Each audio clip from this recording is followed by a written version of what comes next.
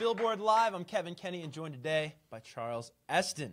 How are you, sir? I'm fine, Kevin. How you doing? Put it there, man. Right there. Complete with the Deacon guitar strap, which is very cool. Yeah, well, it's his guitar, so I might as well wear his strap. He lets me borrow it. I appreciate that. And it's an exciting time for Deacon and you. The final season of Nashville. I know, yeah. Premieres tomorrow night on CMT at 8 p.m., I believe. Episode 1 of season 6. What are the emotions right now?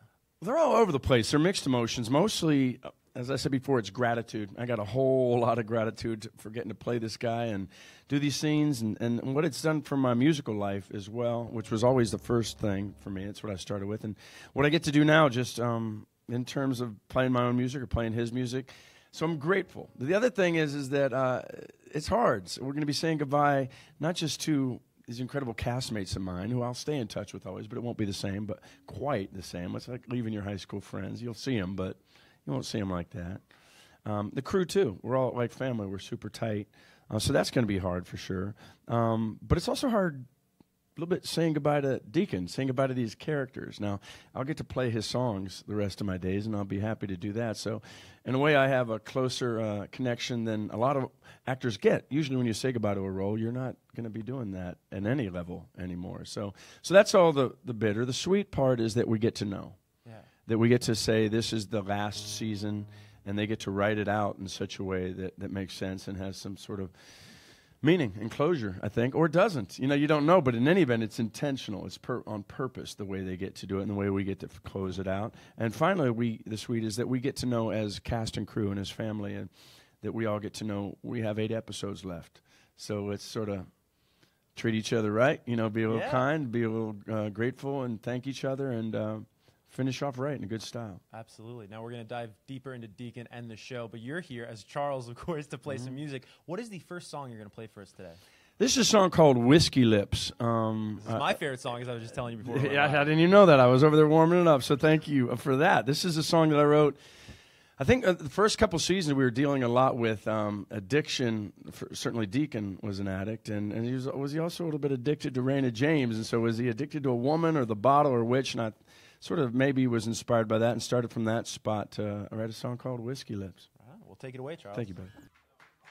Thanks. What a performance. Oh, my gosh. Do you get into it that much every time when you sing Whiskey Lips? I do, yeah. That was moving. Oh, thank you. I appreciate it. I just, it means something to me. It hits me every time. I don't know why. It just does. I'm wrote to a couple friends of mine, and it sort of said what we wanted to say right in that moment. So, yeah, it's really cool because the acting and the music, I didn't know how hand in hand they went until Nashville. I remember talking with T-Bone Burnett early on in the show about performing a song, and he was saying that in a song, even in the writing of a song, but especially in the performing, it's all about being as truthful as you can and honest, and right in that moment, and the second you tell a lie or that you do something false or phony, it all falls down around you. And I was like, the first thing I thought was, yes, that is so right. And the second thing I thought was, it's just like a scene. Yeah. You can be going along really well in a scene, and then all of a sudden you do something that nobody's buying, and it all sort of falls down. So I generally, instead of trying to perform from the outside, I just sit in it and let it go where it takes you. Come from the inside. Yeah, I think so, yeah. Just get in it like a car and let it go. Yeah, somewhere, yeah. Something like that, definitely. Yeah. I want to talk about you, the musician, and really when you talk about Charles, the artist, it starts with this work ethic of yours. It's incredible. I want to just review, if you're watching right now and you're not familiar with the 2017 that you had, really 2016 into 2017. Yeah, it was a half of both, yeah. Yeah, a little. July to July. Right. July of 16 to July of 17. 100. I'll get to the hashtag every single Friday, but 100 shows for this guy you performed last year. That's incredible. And then you also did the hashtag every single Friday project, which is really historic. It's unprecedented. No other musician, no other artist in the history of music has released 54 new songs. And I know at CMT you joked, earlier this year that maybe for good reason, right? Yeah. But nobody has ever done what you did last year, which is release a new song for 54 straight weeks.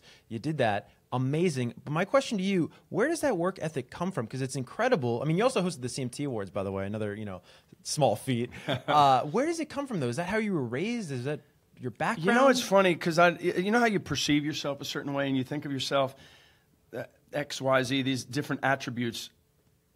Hard worker never would have been entered into it. I never thought of myself as that. I was a pretty scattered kid. I'd play a song, I'd go hang out, I'd go do this, and even getting older. But I think what it was you have to attach your engine to your drivetrain. Yeah, for me, I run on enthusiasm. I run on what moves me. If it moves me, I'll run a marathon to make it happen, or multiple marathons, and that's how all those things were. I love every second of getting to write and record those songs, or getting to go out and be on stage.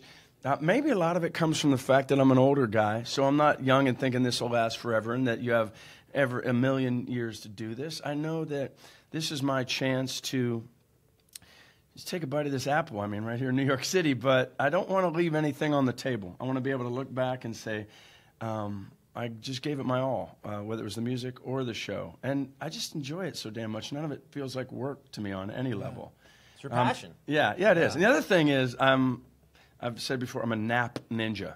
I can sleep anywhere at any time for any amount of time at all. I can set my phone for 8 minutes. No. Go lay on that sofa over there, and I will wake up in 8 minutes from the deepest sleep you can imagine. It's like, okay, I'm okay. Ready to go. Yeah, and that helps. That's another way. You sort of get the energy. But it's those two things, I think, combined. Getting back to the hashtag Every Single Friday project, which is, I'm just fascinated by this, of course, as I keep going on about it. No, I love it. How did it change you as an artist, though? Because really, you're giving yourself a pretty harsh deadline each and every week there. You probably have to let caution, fly by the wind, or whatever the expression is, when you're releasing this music. You can't overthink this music to a certain extent. So how are you a different artist today after doing that? I love that question. It's a insightful question, because you can't do that and not change a little bit. And it's happened in a bunch of ways. And the first one you were right on to is I'm one of those guys that can overthink something. My dad called it paralysis of analysis. He was a salesman, and he would say there'd be a point where you'd see the person across the table just go, and you're thinking about what you could do, what you might do, and all these and then you sit there and you don't do anything. And I've been guilty of that, and I've let that happen before. That's what I loved about Every Single Friday. It was a deadline machine. It just spit out deadlines. You got another song, and I find that inspiring. I like to know that. I guess the ultimate deadline of writing a song was when I was on Whose Line Is It Anyway? You're standing there in front of a live audience, and TV cameras rolling, and these two friends, Ryan and Colin, make up a title, and then it's Wayne and I, and they say, go. And you're like, I go, I like this. That's a deadline, man. I got to write a song right now. Practice, right? Yeah, exactly. Yeah. So this is sort of like that. How it's changed me, it's really hard to overstate it. One of the analogies that I could come up with would be, I've always heard that the Beatles, when they went to Hamburg, they were in Hamburg, Germany, and they played on that stage, a tight little club, hours and hours and hours, and that happened before '63. That happened before they became the Beatles we all know, and that changed them completely and made them one of the tightest bands ever, and they had that second. So this is in some way my writing and recording Hamburg. Yeah, a boot camp of sorts, right? Yeah, exactly. But as I said, the best kind of boot camp. There wasn't a moment I didn't love of it. As much as I love doing the show Nashville and I love acting, I swear to you, there'd be moments I'd be in a writing session, and I'd look at my watch. I got to go work, like I was headed to the coal mines or something. To do a scene with Connie Britton or Hayden Panettiere. That just shows how much I just love being in those rooms with those writers. There's something about a writer's mind. There's something about the way they think. They're funny. They tell stories. And when you can walk into a room and there's just two or three of you, and you walk out and there's this other thing, this song, I find that to be magic still. Absolutely. And hey, you live in the right city for a writer's room, man. I do. Music City. What is the next song you're going to be playing for us today? This is a song that I actually wrote long before we even knew that Reno was not going to be around much longer, and that Deacon was going to lose Reno. By the way, I always say this thing that I knew when I went to Nashville, that you can tell a great guitar player because he can tune his guitar while he's carrying on a conversation. So give me a moment here. Sure.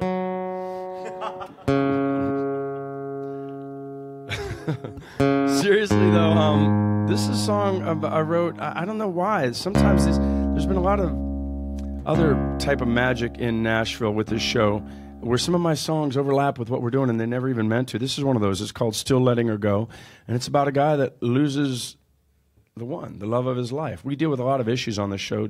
We've dealt with addiction, cancer, end-of-life issues and all, but right now Deacon's dealing with losing that one that he thought there would be that he thought would be there forever. And people deal with that, I know, because social media, people reach out and they go, this is the hardest thing in the world, but it somehow helps to watch somebody go through it. Yeah. Anyway, this is a song I wrote a couple years ahead of that. It's called Still Letting Her Go. Right on. Once again, Charles Esten. Thank you. Thank you. You are a versatile musician. I have to just say that the amount of emotions that the range, I should say, of emotions that you're able to evoke between Whiskey Lips and that song. I mean, is that something you think about when you're approaching the 54 songs or any song for that matter?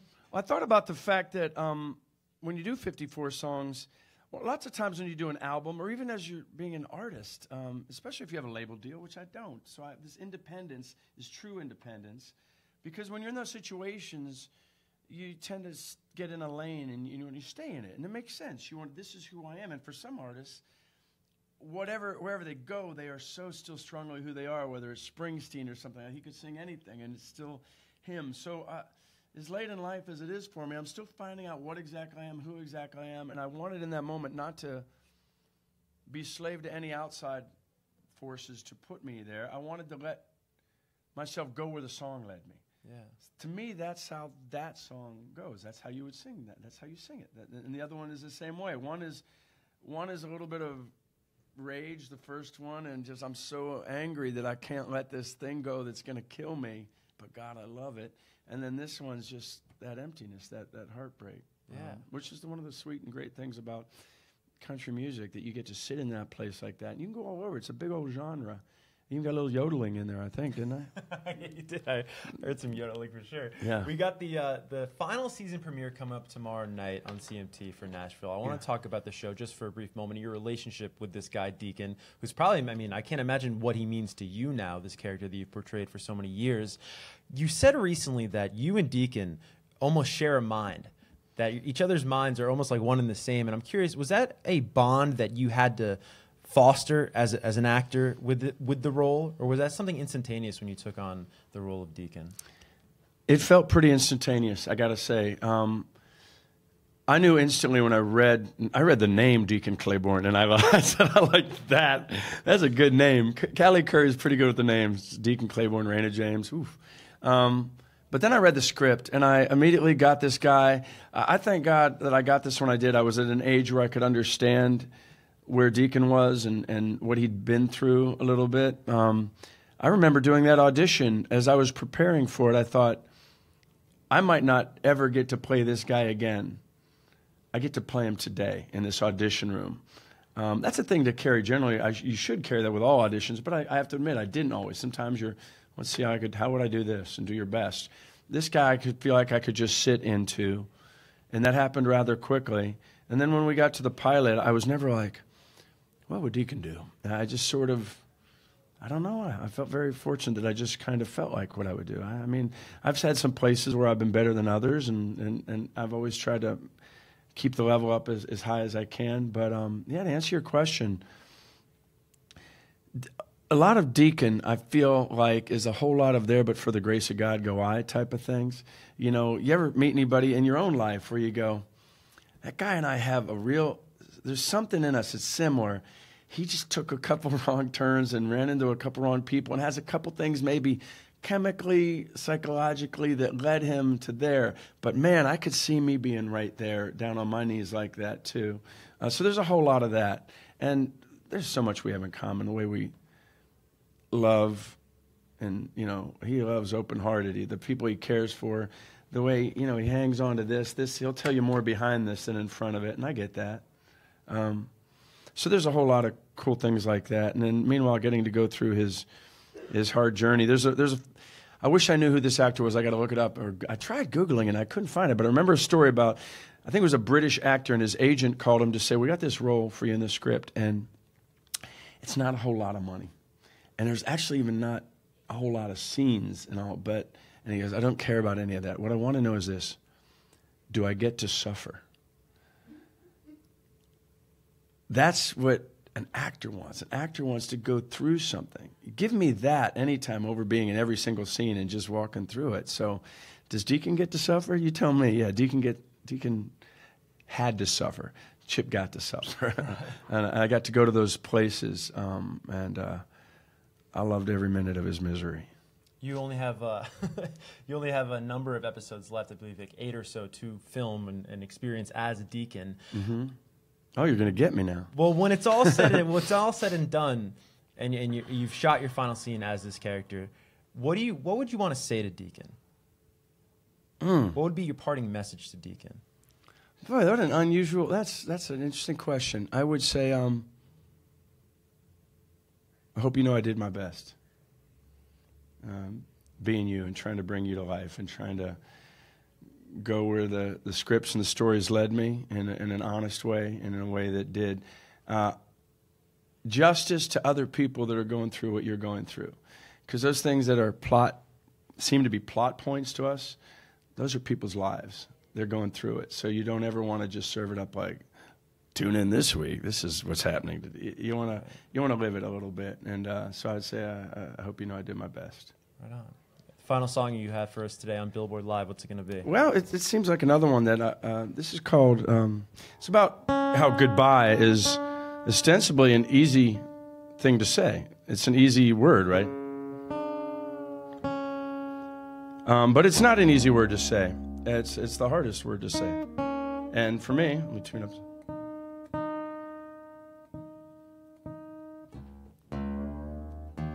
For me in the show Nashville, it's going to be hard like that. And there's other ways, and the song sort of covers the different things people do that you could do when you're hurting in that goodbye place. Thankfully, I'm in a better place, and Deacon might even be, too, in a better place. It's about losing that one you love, too. And all right, it's called My Heart Can't Say Goodbye, or Heart Can't Say Goodbye. All right, one final time, Charles Esten. Thank you for having me. Thank you.